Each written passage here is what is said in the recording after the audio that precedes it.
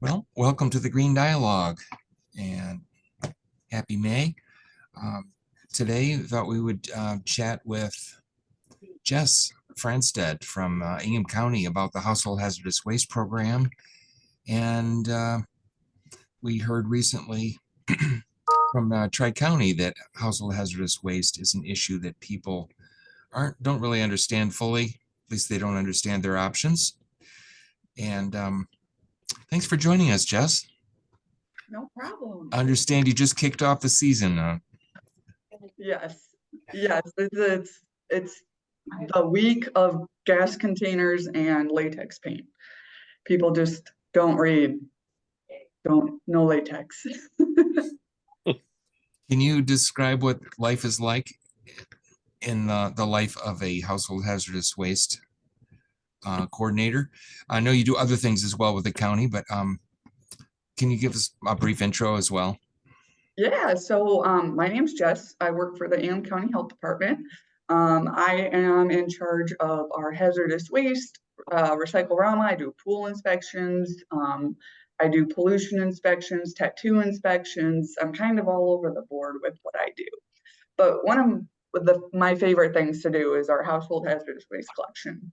And that is every Tuesday and Thursday at the Ingham County Health Department from 2 to 6. And people, the members of the public, Ingham County, can just come, drop off anything that they're having a hard time getting rid of, like all those really bad chemicals. We take anything from acids, bases, old gas, old motor oil, used paint, mercury, medications, sharps, anything you can light on fire or should not go down the drain, we will take, including old medications. That's a really big one.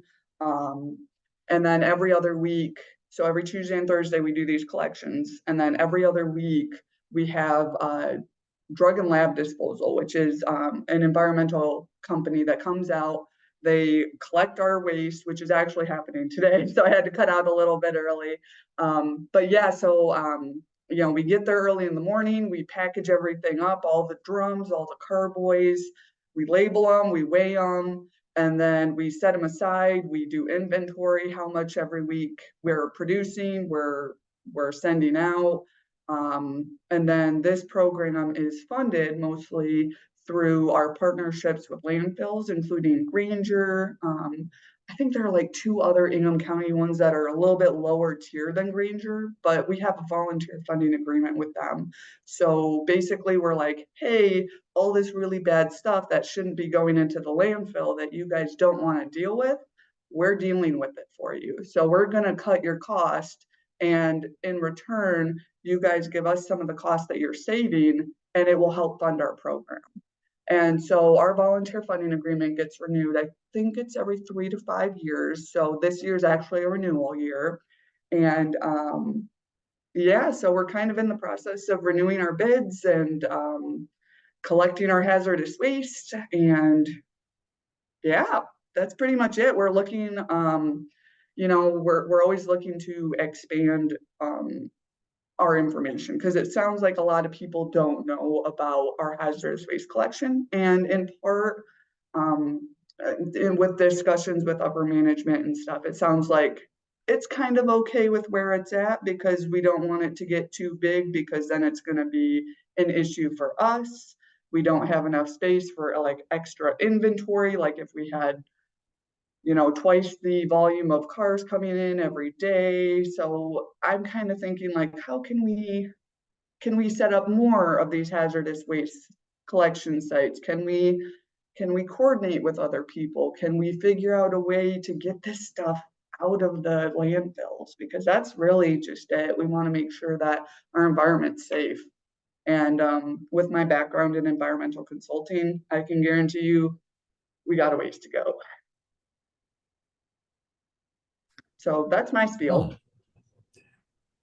Well, let's open it up to questions. And I want to also invite Amanda to refresh us briefly about what is the awareness about household hazardous waste, and keeping in mind the tension that Jess mentioned, that like, can we can we afford or deal with it if we get more exposure?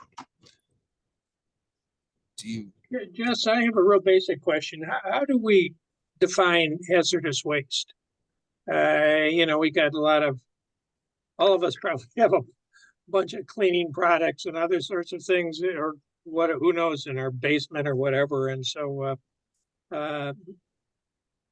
So our basic blip that we tell the public is anything that you can light on fire, anything chemically that is man-made, anything man-made basically, anything chemically, anything you can set on fire, anything that's just not good. That's just, you can obviously tell, bring it in, or even if you have questions, bring it in and we'll give you advice on if, we'll take it, if we won't take it, where you can go.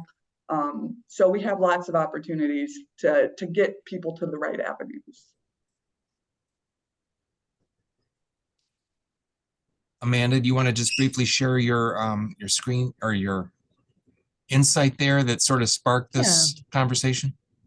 So it is good news. If you see, you can see here that 80% of people are disposing of their oils and fluids from vehicles, batteries, pesticides, paints, and other household hazardous waste at a facility that accepts these materials. But the other side of that coin is, of course, that 20% of the people are not properly disposing of their household hazardous waste. So when we asked,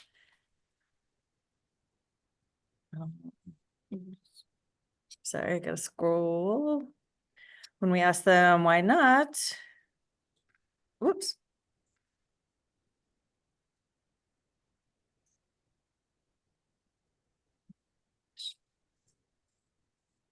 I should have brought my mouse. There you go. So when we asked them why that 20% were not taking it to a community collection site, it's unfortunately a whopping 58% because they don't know about the location of these facilities. And of course, some don't have time, some feel they're not located near their home. Because our other counties, everything is county-based, and typically, there's only one place that you can go, and it's often only twice a year. Ingham County is a wonderful exception to that, but even they don't offer it all year long. So yes, I would love to talk more about how we can educate people about where these locations are. And I don't know if I don't think I mentioned in a recent Green Dialogue, but since we've taken this, or since this survey has been conducted in April, we paid for a social media campaign to announce those spring collection sites throughout the Tri-County area. So I can certainly do more of that, but I think we need to have a larger plan beyond social media. Thank you, Amanda. Yeah. Did you want to respond to that, Jess, or do you want to go with Sarah here? I don't know. I think a good idea for advertising, and this is just a low budget way that I like to view things, is like going into gas stations and just seeing what their community event calendar looks like. I do that a lot, and it'd be a lower budget way. I don't know. I don't have social media. Never mind. Continue, Sarah. Hi, thank you for coming. I'm always curious what happens after you get it? What do you do with getting rid of it? I mean, what's the process for getting rid of all this stuff that's, not great?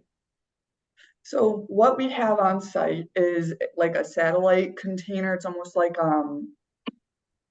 like a Connex box almost, and it's divided into 3 different compartments. And we separate out our hazardous waste by corrosiveness, toxicity, and like something else. But we have our hazardous wastes separated out. So our flammables are going to be in one bay, our meds and our sharps and our mercury are going to be in another bay, and we hold on to those until our collection. So we generally hold on to those things for about 2 weeks or so.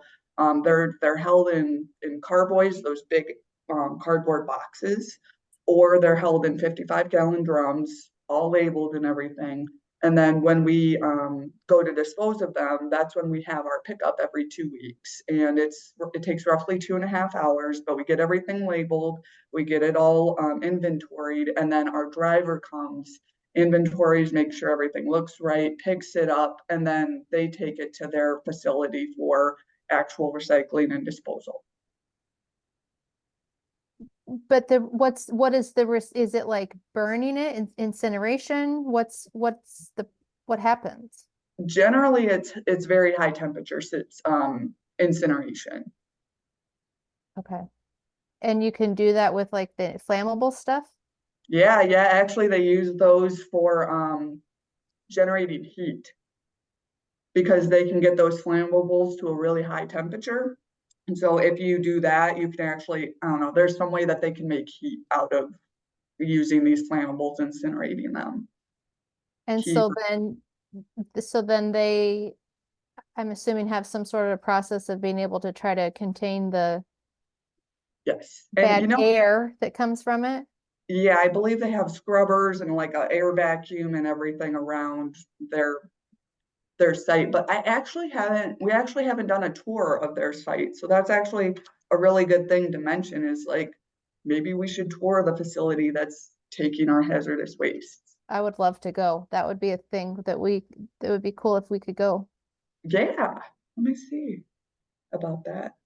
Just because I think I mean, for me, that's where my brain always goes is, well, then what's the end result? What's the end to this? Because, if it's not in the landfill, then is it just ending up in our air? So is it still, I don't know. That's why I'm asking, like, is it just ending up in a different pollution way that's not in the ground, but it's in the air? So that's, I just think that's a important piece to understanding the full circle of it. No, and you're absolutely right. And I've also had the same question, like, are we taking one thing and then just making it another bad thing? No, according to our drivers and everything is like very controlled, very isolated, very controlled. So, but no, I think that would be a really good idea, is touring a hazardous waste facility like drug and lab disposal. Well, and I think that's the important piece too, and in advertising and getting people to be involved is educating them and helping them to understand what's happening to it too. Yes. Thank you. John? I seem to remember some reference in some newspaper or magazine about hazardous waste landfills, which would be special landfills to kind of, are those used also, or how do they fit into the picture?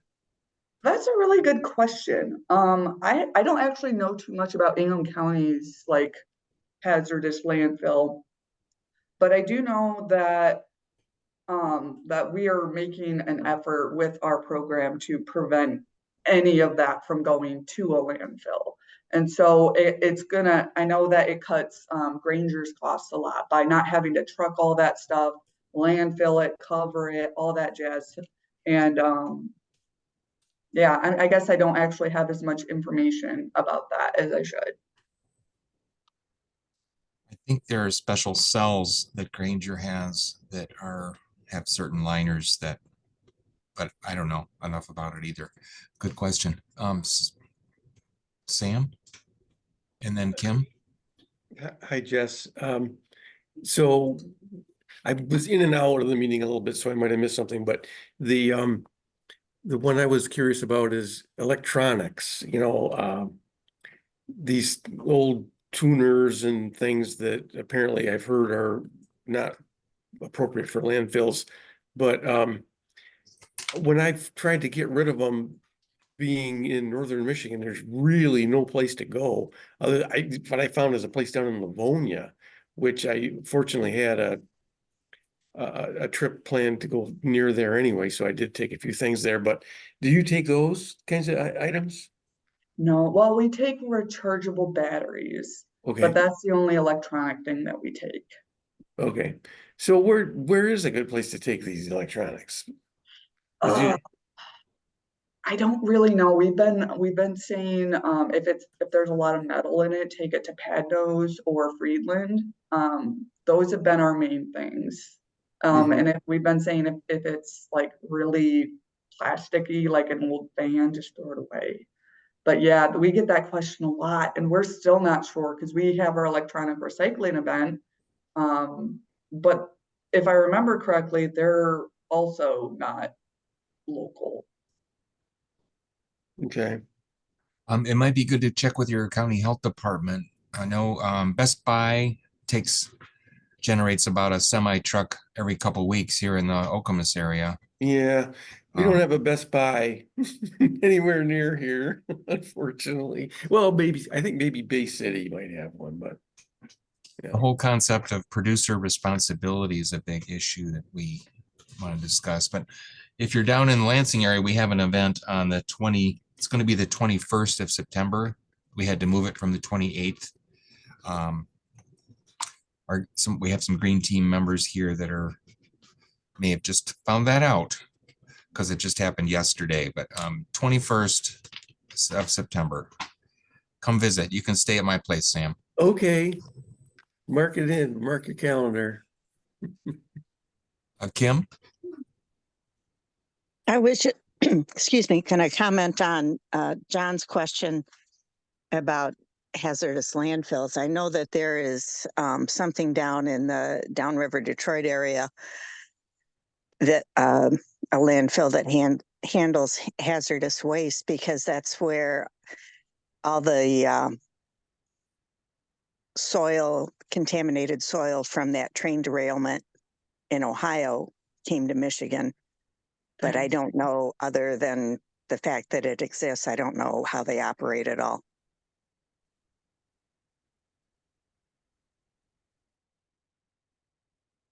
John? Jess, you mentioned you take rechargeable batteries. What about regular batteries? Why don't you take those? Where are they supposed to go?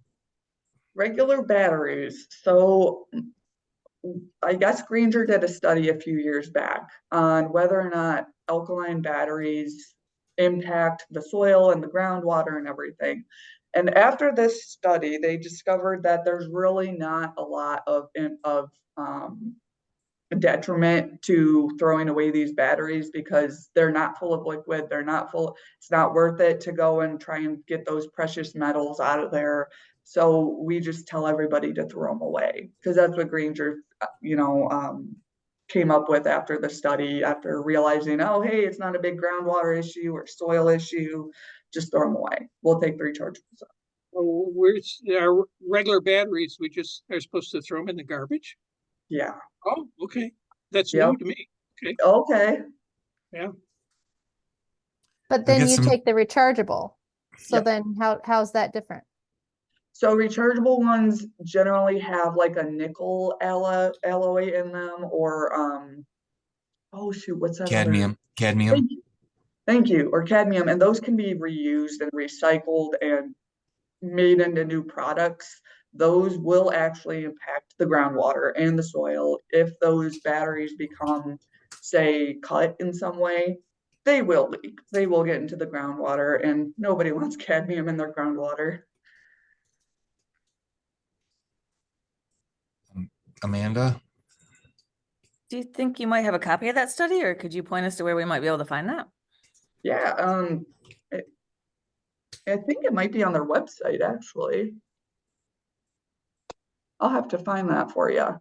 Okay, awesome. Okay. And Lauren has a question. I was just having some general questions about the season-long collection that you guys have going on, which I think is great. One was, I've only been here for 4 years, so I don't know all the history behind it. Did it start off as like a full year long and then you guys reduced it because of demand, or is it because of funding that it's not year long? Ooh, it's actually the opposite. So we started it in, I believe, the 90s or maybe early 2000s. And it started like a once a year collection. And then it was so big, we were like maybe twice a year. And then it was still really popular. And we were like, hey, what if we do it once a week? And it was insane. We were just it was just crazy. So we were like, okay, let's do it twice a week, Tuesday and Thursday, and that should be okay. And then we don't generally do any collections in the winter time. Winter time, just because it's a health risk for us because that area is not heated. There's no Gotcha. slip resistant Ah. stuff. It's just a very hazardous area to be in the winter time. That makes sense. Only other question I had was, obviously we talked about the difference between your guys' program and what Eaton and Clinton do, where they just have a couple of events per year. Do you know if anyone has reached out from those counties in the past to learn more about how you guys have been able to do such a long season of offering this, or has there not been as much engagement from that side to see if we can mimic this in those two other counties? I will say, I've only been here 2 years and I'm not a supervisor. So from my point of view, no one's reached out, but we would be more than willing to discuss and see if we can get this going in Eaton County too. Gotcha. So Jess, I want to make sure I heard right. So your program is funded entirely by Granger and other, Other landfills, yep, through a volunteer funding agreement. and is that renewed annually or is it a longer? It's renewed every 3 to 5 years. Okay. Huh. And then we use Michigan solid waste numbers. And then, it shows you the solid waste produced by each county. So then we go and we're like, okay, Ingham County, these landfills, they accepted, this percentage, and we had this percentage of hazardous waste. And we do some calculations on that end and figure out how much would be a good representative figure for Granger and whatnot. And And then you so- just agree upon that figure? Yep. Okay. And so it's completely volunteer just because of how much money they end up saving from not having. Yes. In discussions over the years, there's obviously a lot of stuff that comes in that's usable or reusable. What are some ways that we might sort of divert that stuff from the incineration or find a home for it, like the food rescue program is doing, capturing food and getting it to those who need it? That's Is a that- really good question. So Kent County actually has a really good way of doing this. And if they have any unused product that's still good, they have like a little shopping area for people just to come in and take whatever they want at their own risk for free. And it's kind of open to anyone who wants to come in. They can drop stuff off and then come in, see what they want. We don't do that because it's a liability for us. So our crew, supervisor, higher ups aren't interested in taking on that liability. I think it'd be a good idea. We what we do is we put the stuff that's really good, we put it aside, and then anyone from the health department or the county that knows about us is able to come down and just grab whatever they want if they're interested. Like last week we had 3 brand new jugs of Tide detergent and like brand new pesticide. We had a brand new gallon 40 WD-40. I don't know why you would need that much WD-40, but someone took it, brand new. But yeah, like all this stuff would be really great. Like, can we take that, the Tide, can we take that to a homeless shelter? Can we take it to a women's shelter? Can we take it, like, how can we use this stuff for a benefit, right? We get a lot of unused spray paints. Can we make an art project out of that? I don't know. What portion of this new drop-offs would you say come in compared to the entire amount of drop-offs that you get? What do you mean new drop-offs? Like the good quality can be reused, whatever. So you're saying how much good quality comes in versus bad quality? Yeah, Okay. for like the reuse purposes. It's kind of hard to say. I would say we get probably half a 55-gallon barrel of good stuff every 2 weeks, which I guess isn't really helpful for you guys who don't work with 55-gallon barrels. That's actually a really weird measurement, sorry. But yeah, we get, I'd say probably 10 to 15% of the stuff that comes in is pretty good. I'm an artist and I need spray paint, so I'm gonna come by. Come, please. That's awesome. We'll put colors aside for you. Let us know. Thank you. That's cool. We get a ton of pesticides and herbicides too. If you guys need any of that, let us know. Miracle Grow, brand new. So many, so many. I've heard that the best way to get rid of something is to use it according to the instructions on the label. I don't know that people, if they can't use it, obviously, maybe you can find someone else who can use it, or a neighbor. Do you agree with that, or is that? No, I agree. Try and use it all up and make sure it's not going to be an environmental issue. Make sure you dispose of it, use it, all that jazz. Yep. Yeah, it makes me wonder if the conservation districts know about that, because I mean, in the eradication of invasive species, you still have to use a lot of Roundup. Oh my God. Yes, you do. And if you guys need free Roundup, we got you. Okay, Well, I no. will start making those connections and let them know. That's great, thanks. Mhm. What about the Parks Department? They could probably use some of that stuff. Yeah, absolutely. Oh, there is a kind of a caveat that goes with our HHW program. It's only available for Ingham County residents. So no commercial businesses, that type of thing. We don't accept out of county. Ingham County zip code. But you think you'd be willing to give the materials out of county? What do you mean materials? Like the reusable ones, like say the extra Roundup or something? Yeah, that's something I'd have to discuss with my supervisors about, but I don't see why not. Okay.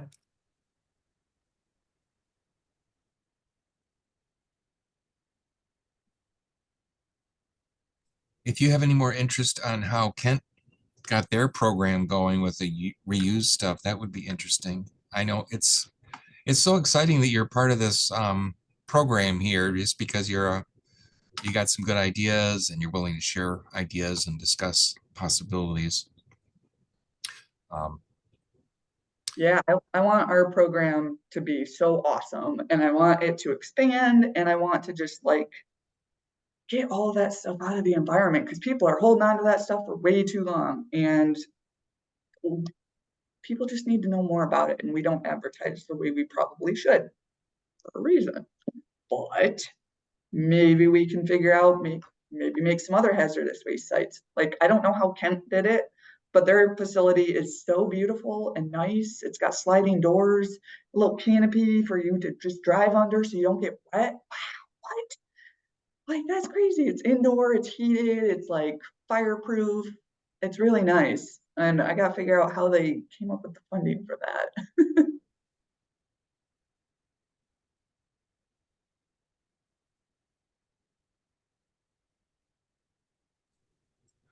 It seemed, what if there was an agency, sort of a middle person, or group that was approved to, like the food rescue program has trained volunteers that go around and collect stuff. If there was another agency that would sort of take the responsibility for the distribution, I'm just thinking out loud here, but maybe there's some creative ways to get rid of 10-20% of the stuff that doesn't open the doors to everybody. I don't know. I'm just thinking out loud. Yeah, it seems like a community gardening group would be able to help you with some of the extra Miracle Grow or That's a good point. no. Jess, could you tell us about what you do to promote the household hazardous waste collections? or the county, not, I guess, just you. I wish that we did more. So I really would like to have posters and like video, like little radio snippets, social media, that would be great. As of right now, it's all word of mouth and flyers that we give out. So do So there, you distribute those flyers anywhere, or is it just like handing them out at community events? you got it, handing them Okay. out at community events. Mhm. Cause And my anyone thought who comes to- process would be a great connection to potentially get out there is putting them into the library. Resource sections, because they always have all those, and especially now during the summer, that would be a great thing to have on there with throughout all the cattle branches and whatnot. That's an excellent idea. Also with the farmer's market, a table at our green fair, or just a flyer to give, like when we do green team and we have the table. I mean, just being able to talk about it even more. We talk about it, but bringing it just, and not just our Meridian Township market, but other ones for sure. So is it a lack of time that you do not have, or is it a lack of money to not like produce those materials? Are we talking about for extra collections? No, just to get the word out, like you're saying, if you Oh. want posters and videos and It ESAs. mainly falls back on, we don't want to advertise because if we get too much, then we're gonna have to shut down. Like if we get an influx of people, all our bays are gonna be full, and then we don't have anywhere else to put the hazardous collection or hazardous waste, and then we have to stop our collection until we get that pickup. And that's where being selective in our advertising comes into play. Are you near capacity right now then? For what you Yes. can handle? Yeah. Okay. Yep. It would be really great if we got a bigger facility or, another facility, all this stuff, but yeah, we have to be selective. So then really that's a money thing, because that's just a Mhm. matter of, like you said, Amanda, like which one it is. Basically, it's money, because you got to be able to have the space for it. Exactly. And then if we did increase the size, or want to put it in a new area, where would we put it? It would have to be centrally located for a lot of Ingham County residents. Are we going to put it in an affluent area that's going to use it a lot, or a less affluent area that needs it, but probably won't have those affluent people coming to it? Are we going to, there's a whole bunch of considerations. I've discussed this with my supervisor, and there's a lot more to it than just money and just advertising. Is But there an I would love to opportunity see for this. Granger to pick up more regularly than every 2 weeks? Well, it's not Granger. Or Granger's whoever the the one that agency fund us, is? but DLD, yeah. So as of right now, our budget is in line for the every 2 weeks. And I don't think that we'd be able to do every week, just from a logistical standpoint with us and the crew, because we only have a team of 3 or 4. And then, yeah, just the financial issue as well, because each of these pickups cost roughly $5,000 or so to discard all this stuff. So it would be double the time, double the money. Oh, Kim? Have you talked to or thought about maybe partnering with MSU Surplus and Recycling for some, I don't know if they could help you with space at all, or collections, but that might be a place to get a more widespread pickup or location for pickup. Hadn't even thought of that. We use them for Recycle-Rama quite a bit, but I hadn't even considered them for hazardous waste. I was having some fun with GPT today. Some of you have used it, but I'll post this link. Just asked, what's the best ways to reduce household hazardous waste? And I'm just thinking, what is the message that we want to put out there? I think in the past, it's like, well, take it to the household hazardous waste collection, but maybe the message has to be more preventative. And maybe that could be a sort of a win-win where the collaborative advertising that we do is more on like source reduction, buy what you need. Don't buy something that you can't use, or that, buy it in smaller quantities, things like that. Make your own, use safer alternatives. So I'm just thinking out loud here. And then maybe there's some legislation that's worked in other communities where you get the people who are selling these toxic things to pay for the proper disposal.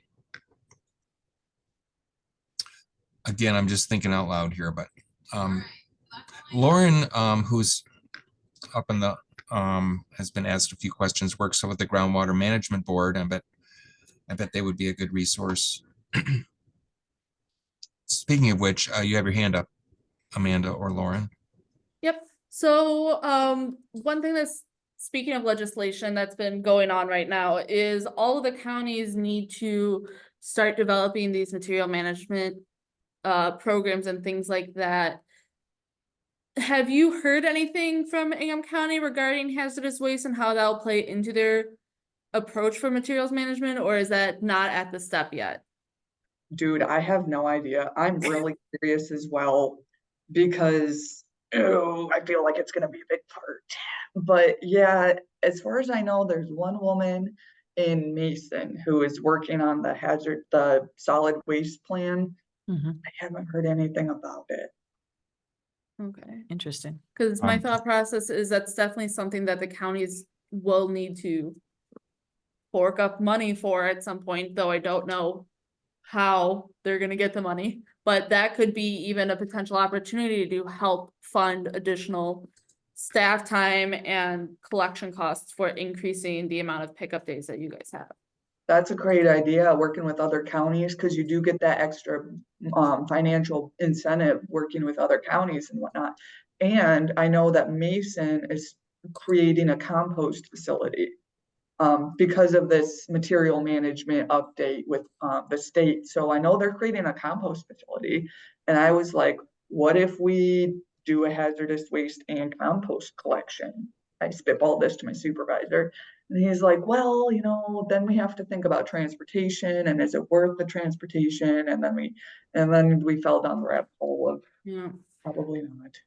So not to take up more time, but that just kind of thinks about a conversation I did have at one of our GMB meetings, that Delhi Township actually has a new power facility that is completely biomass run. And they are actually working really hard to find sources that they can use for this facility. And so any ways that we can help with that would be astronomically amazing. I know currently they're very frustrated because their main source as of late has been a bunch of ketchup, and they would prefer another smell at the facility. Burning ketchup. Ooh. But yeah, that could, even for material management and whatnot, thinking about that. Obviously, it's more on the non-organic side that a lot of that is being focused on, but helping with that and making those connections, if there is that thought of like composting and whatnot, we could even make those connections as well. That would be great. So I actually have two questions. What happens when a liquid or whatever is brought in? Is it emptied into a container? Like, is it emptied out, or is it or say you have some herbicide or whatever in this big plastic thing? Is that handed over to the company, or is it emptied out? So we never empty out anything. We just drum it. We put these plastic containers full of pesticide or herbicide. We separate them out, liquid and solid, and the liquids and the solids all get drummed up in 55-gallon drums. And Okay, if they then- spill, they're contained within that drum. And then if we have any spills on site, we have pig mats, vermiculite, all that stuff to be able to clean it up. Okay, because I was just curious. So then the assumption is then when they incinerate the plastic as well? I have wondered I that mean- as well. which is then extra not good going into the air. Yeah, because And I was trying to figure out like if they don't and they pour it out, then what are they doing with the plastic bin? That's either landfill or they're incinerating it. mhm. The other question I have is like grease and fat, like cooking oil, is that something that you take? Okay, No, okay. not I didn't hazardous. think Well, so, but I was curious. yeah. Okay, thank you. Does anyone have a source for that here on this call? I get asked that question a lot. Yeah, Elaine told me it's it's over like Diamonddale. I took it down there. Let me see if I can find where it Hammond was. Farms. You can add that to our food collection we've got a couple of different options, one at our farmer's market and one at transfer station. There's also Delhi Township has a drop off That's where I took it, Delhi. at their Oh. waste management facility. Mm-hmm. And It this was is like year literally in round? like a little bin outside of their fence. Yeah, Okay. Some restaurants will also take it if you know the person at the restaurant. Wink, wink.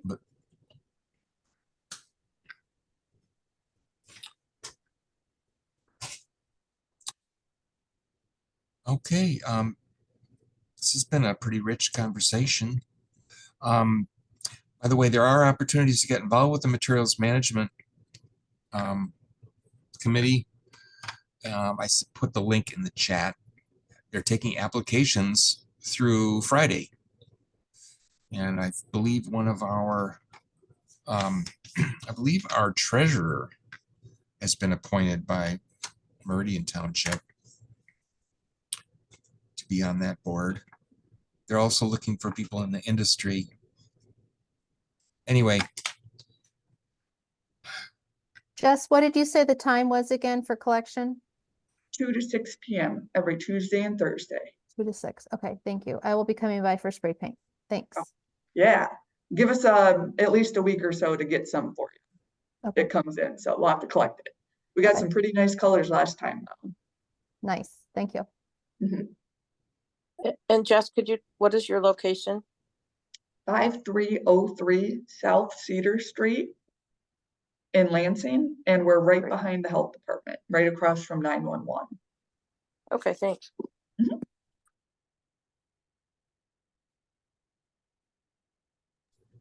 any other questions? Anybody want to help Jess do some research on Kent County? Or I'm sure you've got your hands full inspecting tattoo parlors and pool inspections and everything else that you got going. It is pool season. Everybody wants their pool open by next Monday. And I'm like, okay, let's hit the ground running.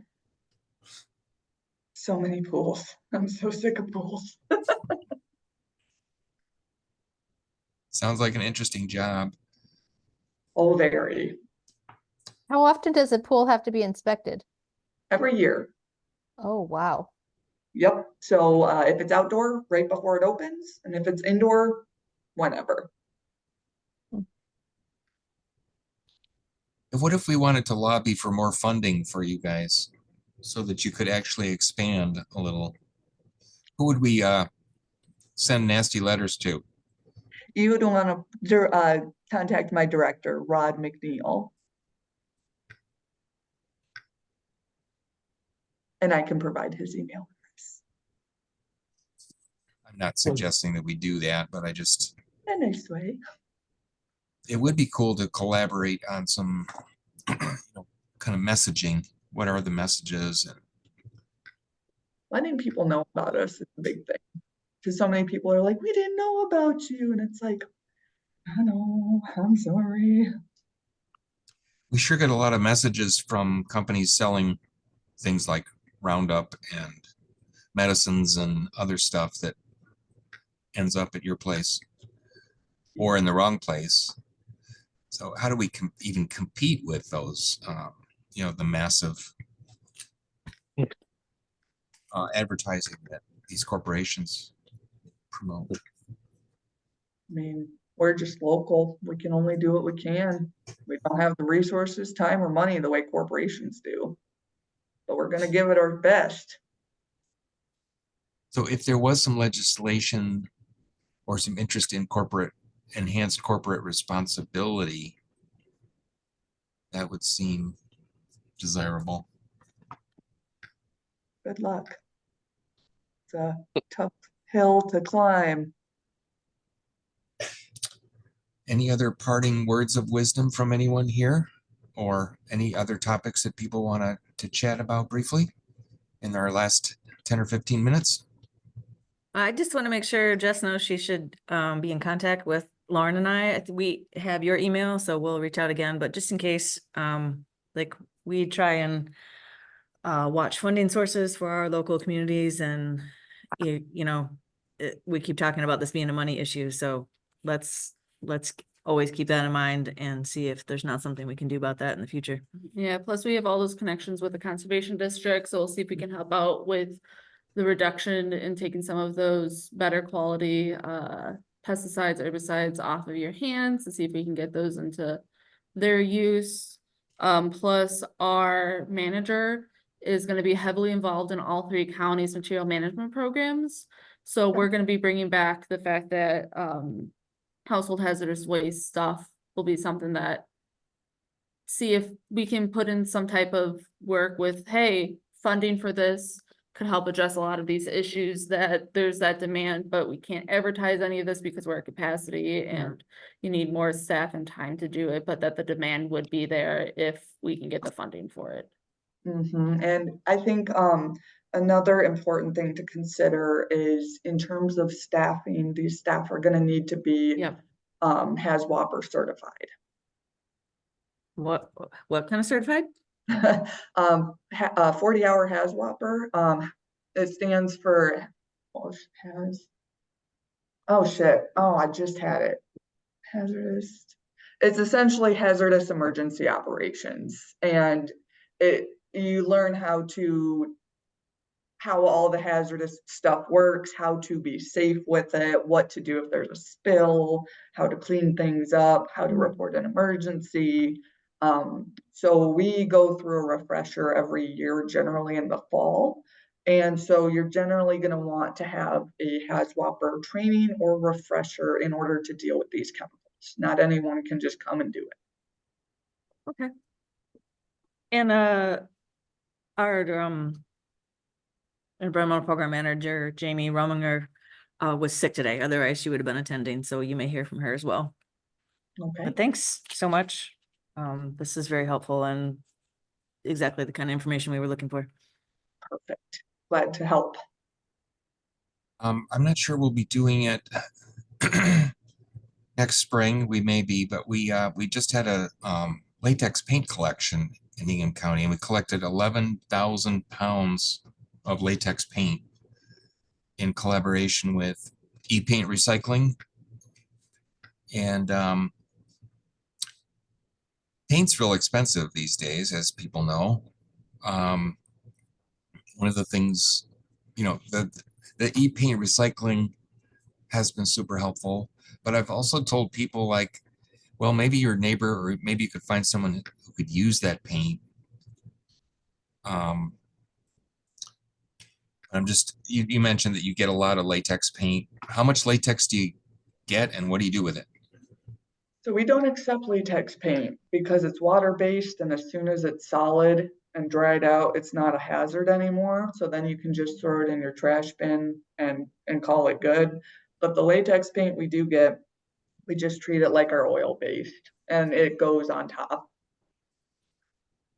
But yeah, we try and, along with our spray paints, we try and find homes for them with people in the county. Like, oh, you need a craft job, right? Here, have some paint. I think Habitat for Humanity sells recycled paint. I don't know if they accept it themselves, but I know that they do have some recycled stuff paint-wise at their stores, the restores. Okay. I know a lot of our latex paint comes in and people use just a tiny little bit of it. So it's either liquid, the rest of it's liquid, or it's solid, and they just didn't want to throw it out.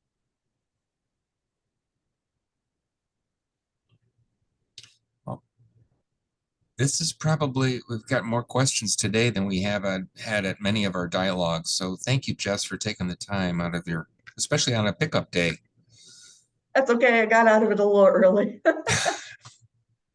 Hope you come back and talk more about some of these things. Are there other particular questions or issues or updates that anybody has? Laura, are you busy this time of year trying to keep stuff out of the landfills? So that would be more on our partners for surplus and recycling, but it always seems like there's never a dull moment over here. So keeping busy. We have our strategic plan reporting and whatnot for the university related to greenhouse gas emission goals and things of that nature, and trying to plan for fall and some other reporting that we have to do. All right.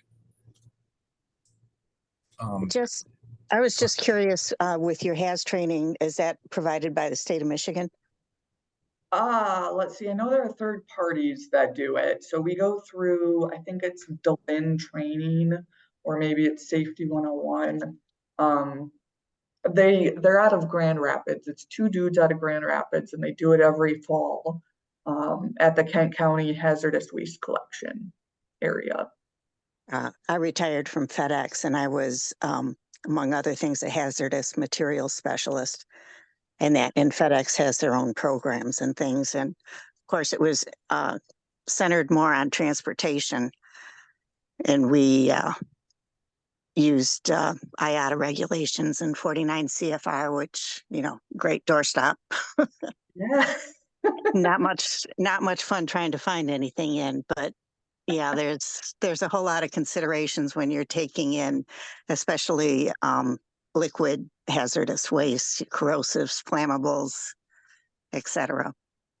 Make sure they don't mix, make sure they're not going to move around. If you get stopped, make sure everything's labeled right. Oh, definitely. Paperwork is a real bugaboo. Yes, they are. I didn't know that FedEx had their own thing. That's cool.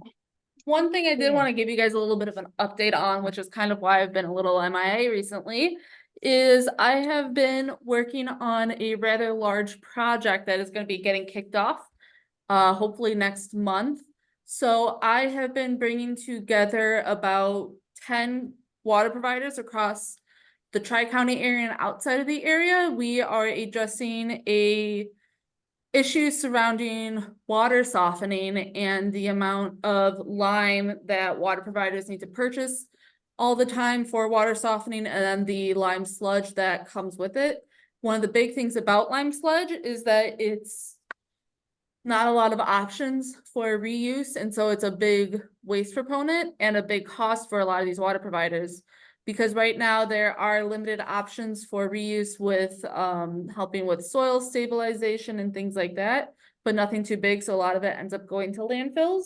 So we got a affordability and planning grant from Eagle to hire a consultant so we can conduct a feasibility study to see if we can create a lime calciner facility to take this lime sludge, and instead of it being a linear system, we create a closed loop system where the lime sludge can then be repurposed back into a higher quality lime for these water providers to use. So that's going to be a very exciting, over a year-long project to see if it's chemically feasible for us to do. We are also going to be looking at a wide variety of other topics, including economic impacts as well as environmental. So one of the big things is right now, a lot of these water providers are trucking in lime from the Upper Peninsula. So if we can bring a facility down here, that would help to reduce travel emissions, as well as